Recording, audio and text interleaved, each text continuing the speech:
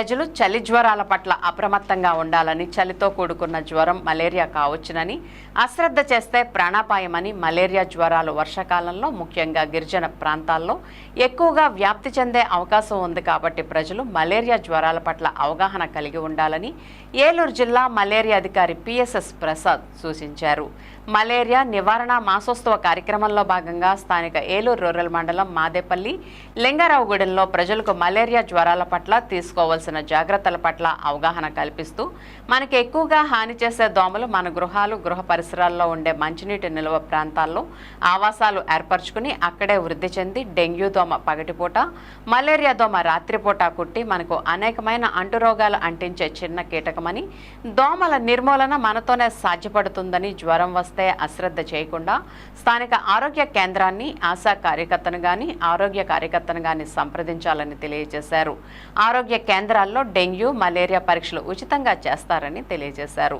అనంతరం ర్యాలీ నిర్వహించి మలేరియా అంతం మనతోనే, దోమల నిర్మూలన మనందరి బాధ్యత, ఫ్రైడే డ్రైడే మొదలగు నినాదాలతో ర్యాలీ నిర్వహించారు. ఈ కార్యక్రమంలో అసిస్టెంట్ మలేరియా అధికారి Jai Govindarao, community health officer Rajeshwari, ఆరోగ్య విస్తరణ అధికారి Umamaheswararao, health supervisor Seshavataram, malaria health assistant Meka Srinivasarao, ఆరోగ్య కార్యకర్తలు నాగమణి, రత్నకుమారి, ఆశా కార్యకర్తలు, MLHPలు, ప్రజలు తదితరులు పాల్గొన్నారు.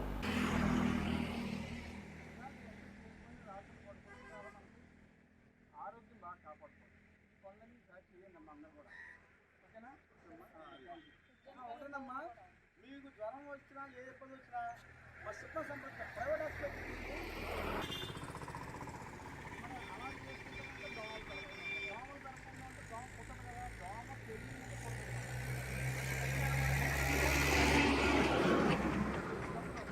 దోమ పుట్టకుండా ఉండాలంటే పుట్టకూడదు, దోమ పుట్టకూడదు, దోమ అలా చేసి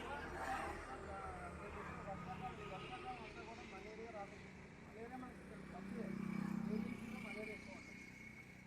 ఇక్కడ కూడా వస్తున్నాయి, మీకు తెలియట్లేదు, ఇక్కడ పరీక్షలు జరగట్లేదు కానీ ఇక్కడ కూడా మలేరియా జ్వరం వచ్చేస్తుంది. మరి మలేరియా జ్వరం రాకుండా ఉండాలంటే నీళ్ళు నిల్వ ఉండకూడదు, నిల్వ ఉన్నదాన్ని మూతలు పెట్టుకోవాలి. మరి ఈ వారం గుర్తువాళ్ళు ఆకాలు పెట్టుతారు కదా, ఏం చేయమంటున్నారు గుర్తువాళ్ళు? శుభ్రంగా ఉంచుకోవాలి. అవగాహన మీకు దోమలు ఎక్కడ జరుగుతున్నాయి, దోమలు పట్టడం వల్ల మనకు వచ్చే నష్టం దోమలు ఇదిగో మన కాలువే ఉంది, ఎదుర్కొంటే పోతుంది చాలా పారదు. ఈ కాలువ పారితే దోమ అక్కడ గుడ్డు పెట్టదు, కానీ అవి అలా నిల ఉండిపోతే మనకి పంచాయతీలో మందు కొట్టాలి, ప్రతి వారం మందు కొట్టాలి. కొట్టారా?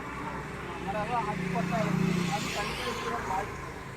మందులు కొడితే మనకి అలాగనే ఈ దోమల వల్ల ఇంకా మనకి ఏమోగా తెలిసింది, మలేరియా వస్తుంది, డెంగ్యూ జ్వరం కూడా వస్తుంది.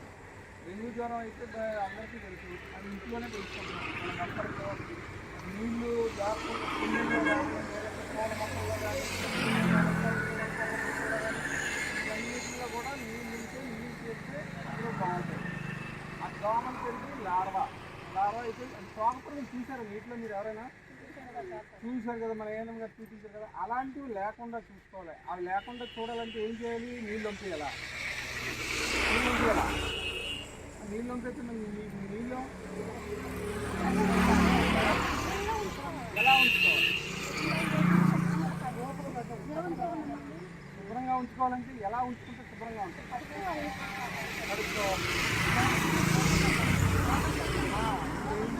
మోప ఎందుకు పెట్టాలమ్మా?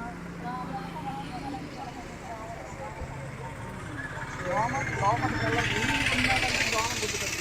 దోమ చెక్కలో పెట్టదు, దోమ గుడ్డు ఎక్కడంటే నీరు నిల్వ ఉండాలి. ఇందులో పెట్టే దోమ వేరు, ఇప్పుడు మురికి నీటిలో పెట్టే దోమ వేరు, మంచి